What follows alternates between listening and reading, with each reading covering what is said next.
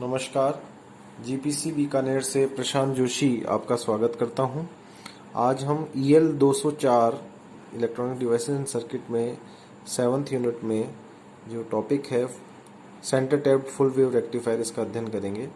तो centre tapped यानी कि केंद्र टैप्ड फुल वेव रेक्टिफायर, इसे हम सेंटर टैप्ड इसलिए कहते हैं क्योंकि इसकी जो सेकेंडरी वाइंडिंग होती है, इसमें जो हम ट्रांसफार्मर यूज़ करते हैं, उसकी सेकेंडरी वाइंडिंग के केंद्र से के बीच में से हम लोड रेजिस्टेंस को इस वायर के माध्यम से टैप करते हैं और इस लोड रेजिस्टेंस से कनेक्ट करते हैं। तो जो इसकी वर्किंग अब हम देखेंगे। सर्वप्रथम हम सर्किट देखें कि इसमें यहाँ एक ट्रांसफार्मर लगा हुआ है।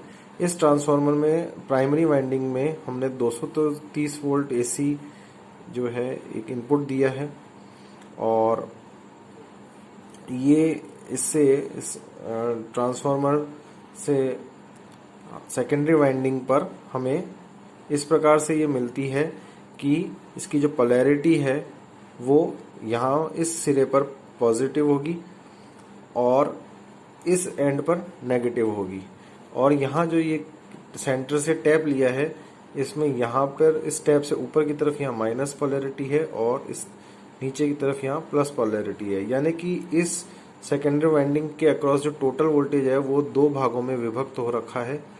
इसे हम ये कह सकते हैं कि अगर मान लीजिए टोटल यहाँ पर सेकेंडरी वाइंडिंग के अक्रॉस वोल्टेज अगर V2 है, तो यहाँ पर V2/2 और इधर भी V2/2, यानी कि VS, यानी ये जो VS वोल्टेज अगर हम कहें इसे, तो ये वाला जो वोल्टेज है ये भी VS होगा और ये भी VS होगा।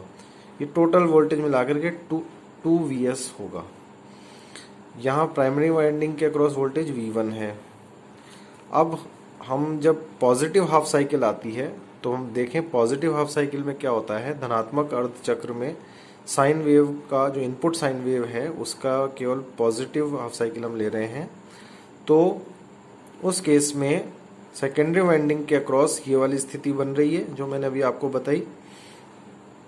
उसकी वजह से क्या होगा कि ये सिरा चूंकि पॉजिटिव है तो इसलिए इस डायोड को फॉरवर्ड बायस करेगा, D1 को फॉरवर्ड बायस करेगा, और ये वाला जो सिरा है वो नेगेटिव है, इसलिए इस D2 डायोड को रिवर्स बायस करेगा। अब चूंकि ये D1 डायोड फॉरवर्ड बायस है, इसलिए ये शॉर्ट सर्किट की तरह बिहेव करेगा, और जो D2 है वो ओपन सर्किट की तरह बिहेव करेगा। इसलिए यहाँ करंट की दिशा किस प्रकार से होगी, इस लूप में लूप करंट है वो किस प्रकार से फ्लो होगी। ये फॉरवर्ड बायस है इसलिए धारा इस प्रकार से फ्लो होगी, यानी लोड रेजिस्टेंस में धारा राइट साइड से लेफ्ट साइड की तरफ बह रही है। इसकी वजह से यहाँ लोड रेजिस्टेंस के क्रॉस जो वोल्टेज ड्रॉप अवेलेबल हो रहा है वो उसकी पोलैरिटी चित्रानुसार है। और ये डायोड जो है वो कट ऑफ हो गया, यानी कि ओपन सर्किट है, इसलिए इधर कोई धारा फ्लो नहीं होगी। तो ये तो था हमारा पॉजिटिव हाफ साइकिल में।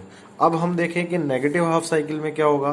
तो जब साइन वेव का नेगेटिव हाफ साइकिल आएगा तब इस प्रकार की स्थिति बनेगी, ये माइनस ये प्लस। तो इसकी वजह से सेकेंडरी वाइंडिंग में ये जो सेंटर टैप के ऊपर की तरफ यहाँ पर इस सिरे पर माइनस ध्रुवता है, और जो ये वाला जो एक्सट्रीम सिरा है इस पे प्लस ध्रुवता है। तो इसकी वजह से क्या होगा कि ये जो डायोड है अब अपने यहाँ रोल एक्सचेंज कर लेंगे, यानी कि D1 जो है वो ओपन सर्किट हो जाएगा रिवर्स बायस के कारण, और ये जो D2 है वो जो है कंडक्ट होगा फॉरवर्ड बायस के कारण। तो इस कारण से जो धारा की दिशा है वो इस प्रकार से फ्लो होगी। ये आप देख सकते हैं, इस तरीके से इसमें धारा फ्लो होगी, और इसके कारण जो धारा की दिशा रिजल्टेंट इस लोड रेजिस्टेंस में है, ये जो लोड रेजिस्टेंस है इसमें धारा सेम वही राइट साइड से लेफ्ट साइड की ओर ही बह रही है, यानी कि धारा की दिशा में कोई अंतर नहीं आया है, यानी कि ये यूनिडायरेक्शनल धारा मिलेगी हमें। और यही हमारा पर्पस था। हमने DC को डिफाइन इसी हमारा जो पर्पस ये था कि इसमें हम इनपुट में AC दें और हमें आउटपुट में DC यानी कि यूनिडायरेक्शनल मिले हमें। तो वो पल्सेटिंग डीसी हमें मिल रही है। इसे पल्सेटिंग इसलिए कहेंगे क्योंकि इसकी जो वेव शेप है वो इस प्रकार से होती है। ये प्योर डीसी नहीं है, ये पल्सेटिंग डीसी कहलाती है। तो ये हमने इनपुट में साइन वेव दी थी। यहाँ आप देख सकते हैं कि इसमें ये पॉजिटिव हाफ साइकिल है, इसके कॉरस्पॉन्डिंग भी पॉजिटिव मिल रहा है। और जब नेगेटिव इनपुट में हाफ साइकिल आ रही है, ये इनपुट वोल्टेज है और ये हमारा आउटपुट वोल्टेज है। तो जो इनपुट की जब नेगेटिव हाफ साइकिल है तब भी हमें पॉजिटिव ही जो है हाफ साइकिल मिल रही है। इसलिए ओवरऑल जो हमारा आउटपुट वोल्टेज की जो वेव शेप है वो उसमें हमें ये पल्सेटिंग डीसी मिल रही है और इसका एक सर्टेन लेवल हमें मिलता है। हम ये कह सकते हैं कि इसका यहाँ पे एक डीसी लेवल हमें मिलेगा, जिसकी गणना हम अभी बाद में करेंगे। ये टाइम एक्सिस है, एक्स एक्स पे हमने टाइम को शो किया है। अब सेंटर टैप इसमें बेसिकली होता है ये है कि जो सेंटर टैप को हमने बेसिकली ग्राउंड किया हुआ होता है।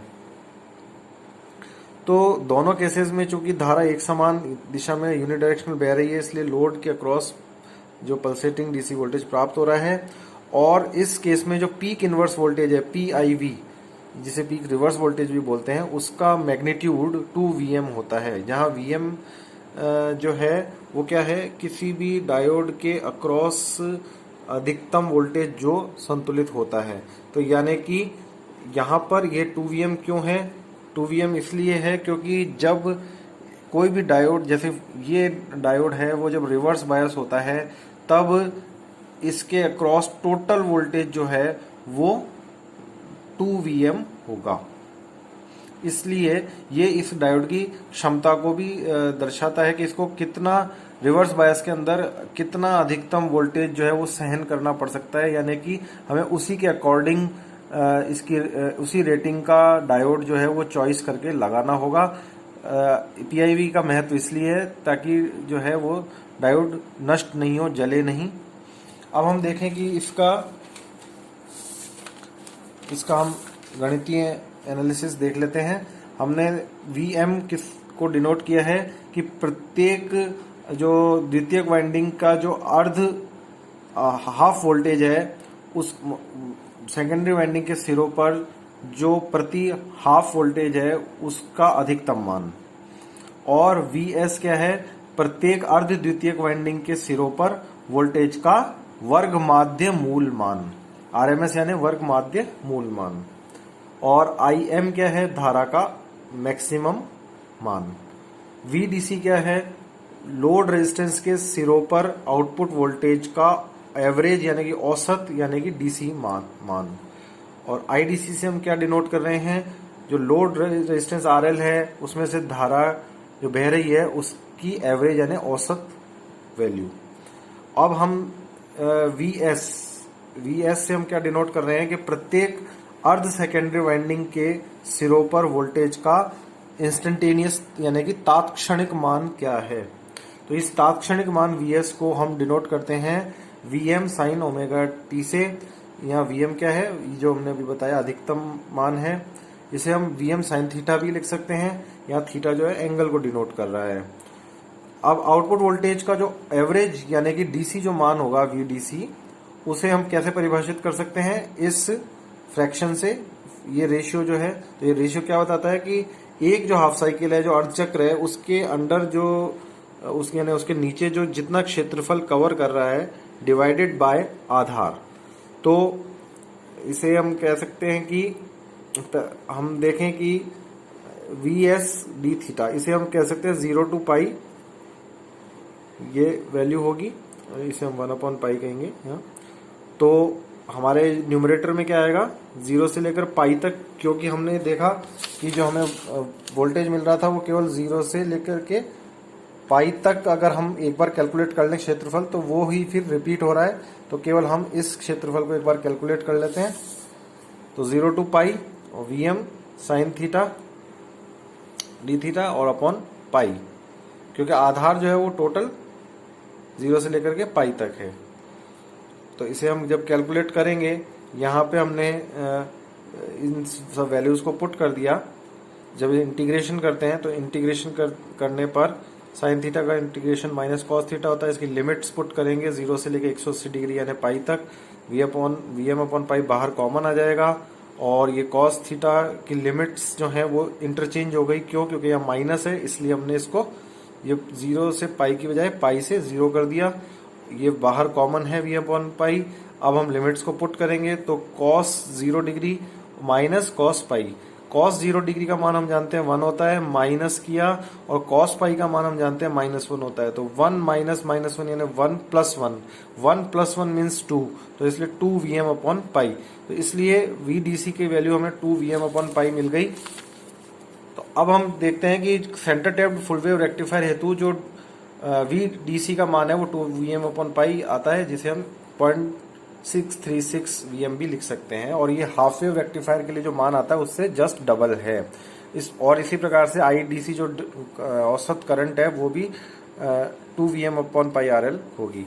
और इससे हम इसको देख सकते हैं कि ये हमें डीसी लेवल इस प्रकार से दर्शाना होता है।